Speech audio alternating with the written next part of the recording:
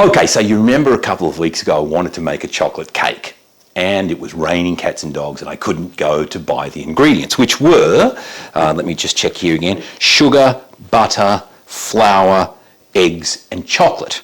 And anyway, I've taken care of that. Here's my chocolate, here's my flour, my sugar, some butter and the eggs. And I need also a little pan for cooking in, and I'll use some cooking paper. This one is quite a thin pan and the base comes out, and I think it's about 22 centimetres in diameter. So I'll just get all these ingredients together and then we'll get on with this cake.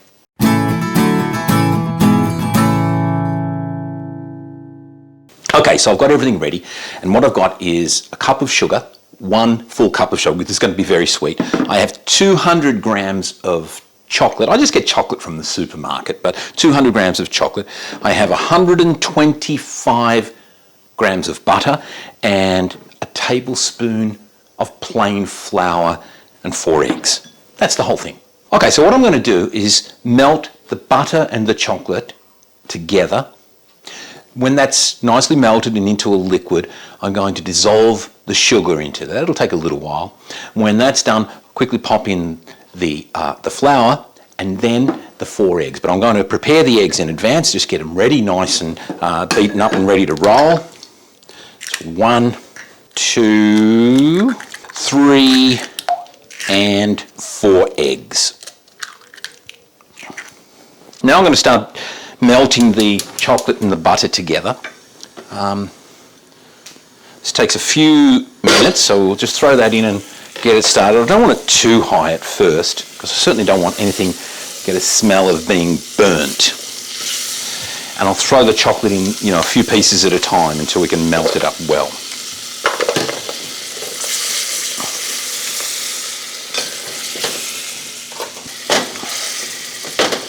All right. And once we get it to a nice liquid, we can throw in the sugar.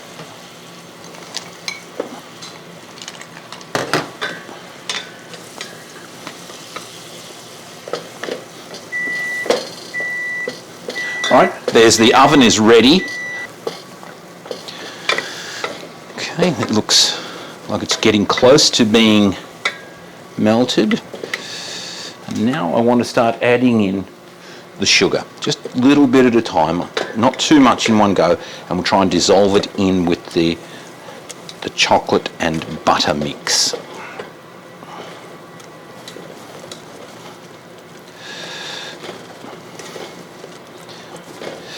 And the last of that can go in, the last of the sugar into the mixture, and I'll also want to put in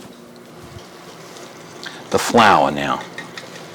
I'll try and get that in quickly and mix it in smoothly.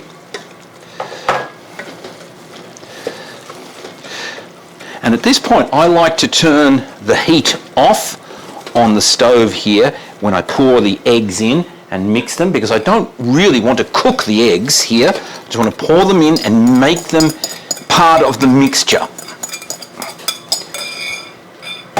We're not looking for eggs that are cooked as if they were for breakfast, or scrambled eggs or some such thing, but part of the chocolate butter mixture. That looks pretty good mixture, I think. So I've just going to pop that one on the bottom and put the paper on the top of there, and we simply pour it in.